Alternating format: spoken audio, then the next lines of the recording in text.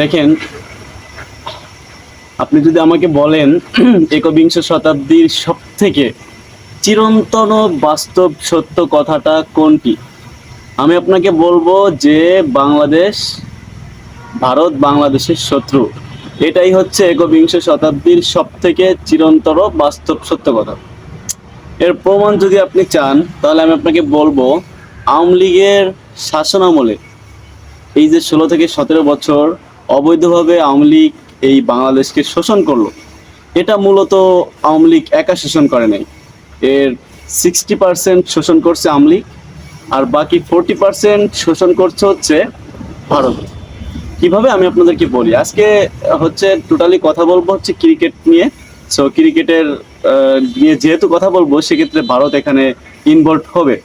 So যেহেতু Bharat involve হবে, তো ভারতকে নিয়ে আনুষঙ্গিক একটা ধারণা দিলাম আর কি। যদিও 16-17 বছর ধরে বাংলাদেশকে অবৈধভাবে শাসন করেছে আওয়ামী লীগ, কিন্তু এর 60% ভোগ করেছে আওয়ামী লীগ, বাকি 40% ভোগ করেছে হচ্ছে ভারত।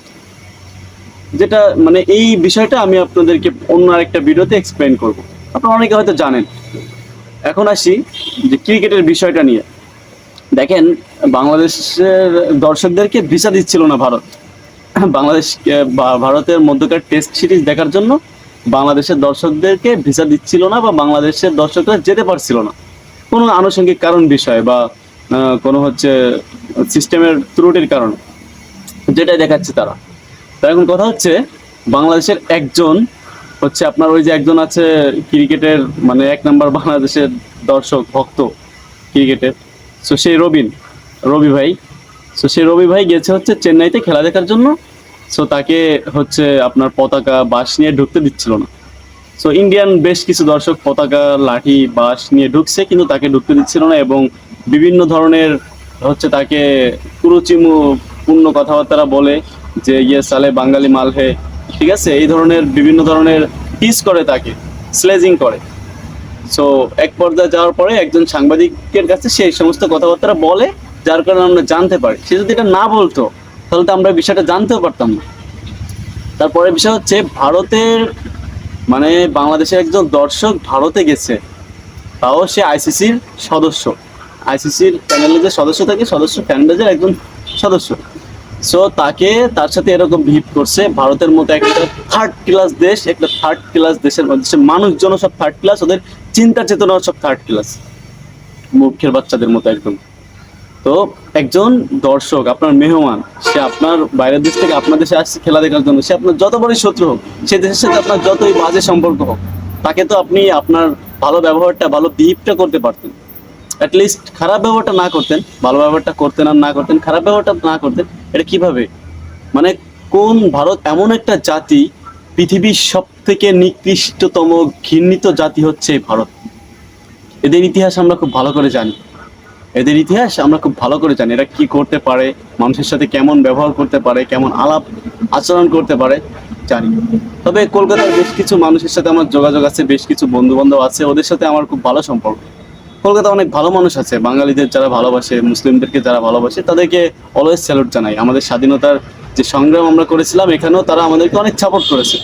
কিন্তু তার মানে এই না যে ভারতের পলিটিক্যাল সিস্টেম, ভারতের অন্য যে সমস্ত সিস্টেম আছে এইগুলো ভালো। সো ভারতের সাথে, ভারতের এই যে নরেন্দ্র মোদীর যে সমস্ত রাজনৈতিক দল বলেন বা এদের দোসর যারা, মূলত এদের অ্যাটেনশনটা হচ্ছে বাংলাদেশকে নিয়ে বাজে অ্যাটেনশন। এরা হচ্ছে বাংলাদেশকে নিয়ে খুব বাজেভাবে চিন্তা চেতনা করে, এরা মানে খুব বাজে চিন্তা করে বাংলাদেশকে নিয়ে। আর বাকি অন্য যারা আছে, আপনার রাহুল গান্ধীর টিমের সদস্যরা যারা বলেন, তাদের ব্যাপারে আমার অতটা জানা নেই। তবে আমার ধারণা তাদের সাথে আমাদের সুসম্পর্ক বজায় থাকবে। এরপরে আসি ক্রিকেট নিয়ে। দেখেন, বাংলাদেশ ভারতের সাথে হারবে, বাংলাদেশ ভারতে একটা ম্যাচ যদি হয়, সেখানে বাংলাদেশের মানুষ মানে কনফার্মই থাকে যে বাংলাদেশ পারবে না ভারতের সাথে। এর প্রধানতম কারণ হচ্ছে যে যদিও বাংলাদেশ পারে, তারপরেও 99% দুর্নীতি করে বাংলাদেশকে সেই ম্যাচটা হারাই দিবে ভারত, একটা রিজন। আর দ্বিতীয় রিজন হচ্ছে, ভারত এরকম 22 থেকে 23টা বাংলাদেশের সমান। সো পুরো ভারত সাম্রাজ্যের ভিতর থেকে ভারত 11টা প্লেয়ার সিলেক্ট করে, আর বাংলাদেশ ছোট্ট একটা দেশের মধ্যে থেকে 11টা প্লেয়ার সিলেক্ট করে, তার মধ্যে দুর্নীতি ভরপুর।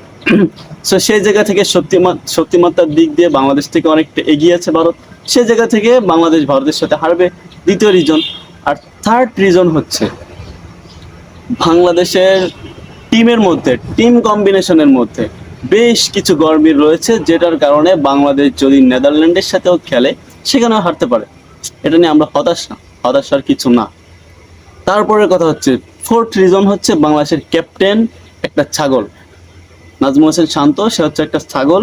ছাগলকে দিয়ে যদি আপনি সিংহের সাথে পাঙ্গা দিয়ে ম্যাচ জিততে চান, সম্ভব না। তাহলে ওই যে ওই মুরব্বীর ডায়লগের মতো হয়ে যাবে, পসিবল। তারপরে এরপরের কথা বলবো হচ্ছে সাকিব আল হাসানকে নিয়ে। দেখেন, সাকিব আল হাসান, সবার নজর সাকিবের দিকে কেন ভাই? সাকিব একটু খারাপ করছে। দেখেন, দলের সবার পারফরমেন্স যখন 0, তখন কিন্তু সাকিব সব থেকে বেস্ট স্কোর করে ফেলছে 32, পরের দিনও 22 না 24 জানি করছে।